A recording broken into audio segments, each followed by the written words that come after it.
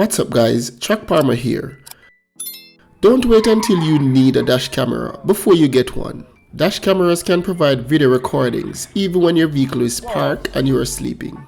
Almost everyone will be able to install a dash camera in their vehicle after watching this video. In this video, I will show you how to install this GKU D600 Pro dash camera in almost all motor vehicles. Before I show you how to install this, let's see what's inside the box. This dash camera has both front and rear camera. The front camera records in 4K and the rear camera records in high definition.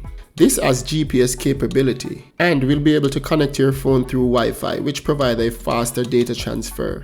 Inside the box is the user manual and 2 static stickers here. This is the main unit, which has a small display screen here. To the side here is the power button, and to the other side you'll find a memory card which already come installed, the rear camera port and the power supply port. At the front here is the camera lens. I can remove this sticker here. The GPS is built in this, so there's no extra wires. This camera is very small and compact, won't be in your way at all. This is a bracket and the camera can be removed from this. You'll be able to slide it to the side to remove the camera. This is the power supply, but I won't be using this. I want the parking monitor feature as well as the 24-hour monitor feature. To get this, I will need a hardwire kit. There are 2 types. This is the latest type, which is the OBD2 power supply. This conveniently just plug into your OBD2 port, which sends power to your camera. Just plug it in and neatly run the wire to the camera. That's it. This is the traditional hardwire kit, which requires tapping into your fuse box. This is a little more advanced and has more steps to take, and I won't be installing this today. If you want to see how to install this type of hardware kit, see a link in the description below. But for today, I will be using the OBD2 power supply. This is the rear camera, and it has enough wire to run all the way to the back on most vehicles, if not all. You have to have a limousine for this not to be able to get to the back of the windscreen. These are some clips to hide the wires, but I won't be using these because I will be running my wires professionally and totally hidden. This is a plastic pry tool which will help to hide the wires. This is a Allen wrench and I'm not sure what it is for yet. I'll figure it out. These are some additional 2-side tape in the event you're moving the camera or you mess up on the first one. That's all in the box. Now, let's go and install this on the vehicle.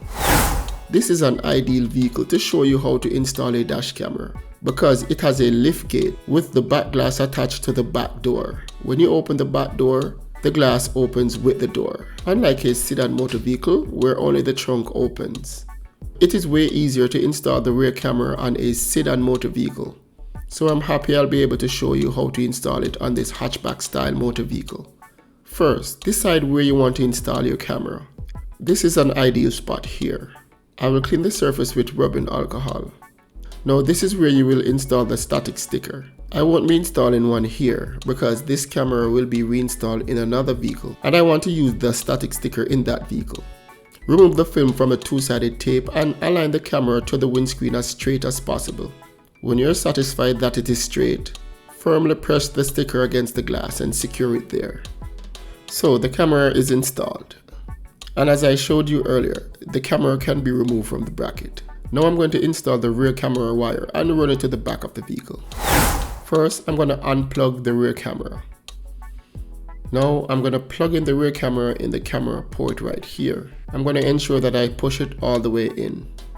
Now I'm going to use a combination of my fingers and the plastic pry tool to run the wire under the roof cover right here. Now I'm going to run the wire under this panel. This vehicle doesn't have any airbag here, but if it did, I would run the wires under the airbag. So I will just run the wire through here. I'll just pull this rubber strip back out of the way just for a little bit and run the wire under it, all the way to the back of the vehicle.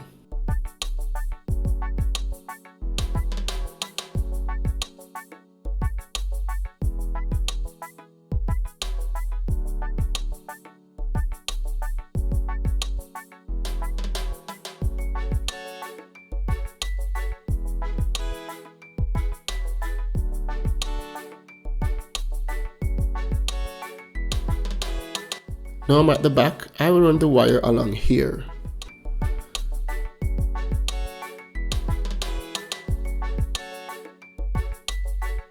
Now, for a neat installation with little wire showing, I will run the wire under the roof here and through this rubber tube. I will need to loosen this rubber tube off the clip right here. I will use this plastic pry tool to help.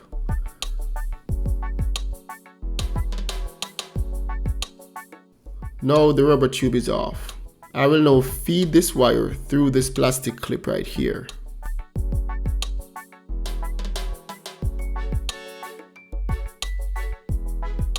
I'll now feed the wire through the rubber tube.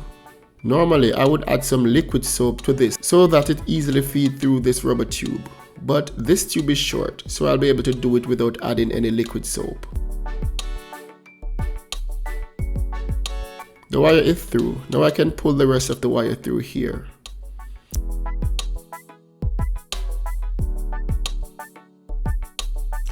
Next, I'm going to run the wire through this back door panel and through this opening here. I tried to feed the wire to the opening, but something was blocking it. Having a piece of wire to fish this through would be ideal. But say you can't find piece of wire. Here is a trick. Find a piece of stick like this. I cut this from a tree in the back of the yard. Now I'm going to knot the end of the wire here and feed it through.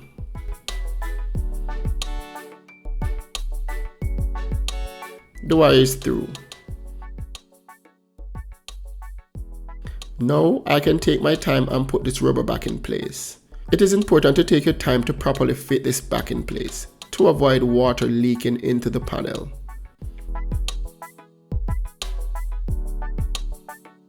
The rear camera will be installed here, and I will now clean the glass with rubbing alcohol. Depending on where the wire is facing when you install the rear camera, the image might show upside down. So before I install the camera to the glass, I will install the app for this camera and view the rear camera to see which side is up and which side is down. But before I do that, I need to install the OBD2 power supply. With this, there will be no wires hanging in your way. All wires will be hidden. Now I need to find the OBD2 port. It's normally right under the steering wheel where your foot is. In this Toyota Vitz, it's right here. I'm going to just now plug it in and run the wire to the camera. This particular OBD2 power supply comes with a battery digital monitor. This shows you your battery volts. You can see now that the battery is 12.5 volts. Now you can install this in a place where you can constantly monitor your battery volt. But I won't. I will hide this under the panel. This OBD2 power supply enables you to set the voltage you want your camera to stop recording so you can save your battery power. You can set it to stop record at 12.4 volts, 12 volts or 11.4 volts. I will set it at the higher end to be safe at 12.4 volts. When you park the vehicle, the camera will still record until the battery gets to 12.4 volts. Just remember, the lower you set the volts, the lower your battery will get, but the more recording you will have. 11.4 volts should still be able to start your vehicle unless it's extremely cold. During the winter time, you'll want to set this to 12.4 or just leave it at 12.4 if you experience very cold weather. It's time to run the wire. As I said earlier, I could find somewhere to mount this display, but I won't. I will install this display under this panel right here.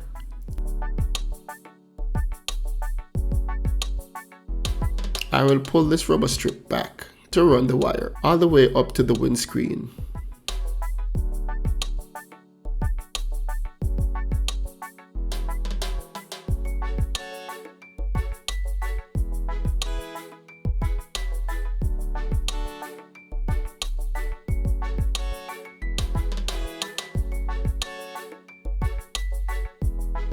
Now I can reach the camera. I can plug it in at this point. And you can see the camera is powered up and the vehicle is off because I have set the OBD2 power supply to 12.4 volts. The car battery is still at 12.5, so it will still record until it drops to 12.4. You can see I have excess wires here and I will just tuck it under the roof.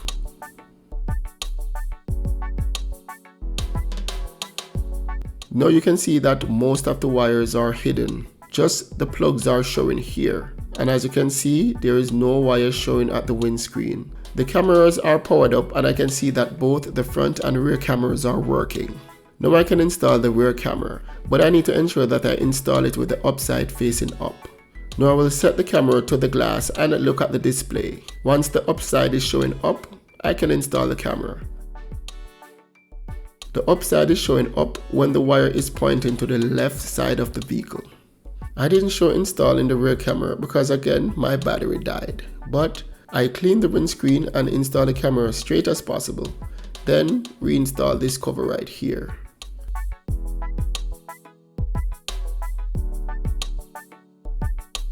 Now the camera can be adjusted. I don't want it to be pointing too much to the ground or too much to the sky. I want to set it just right. So you can look at the camera display on the screen and adjust the camera. You can also do it on your phone. Remember, the camera can be adjusted up or down.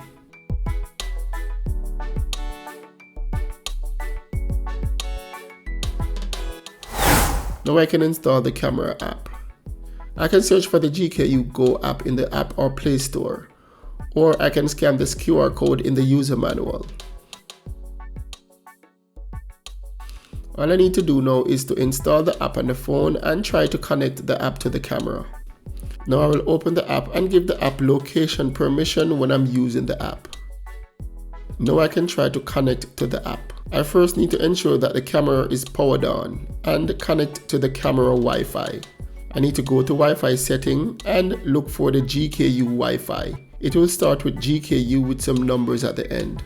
I need to put in password 12345678 and hit connect. Once I'm connected to the camera Wi-Fi, I can now connect to the camera.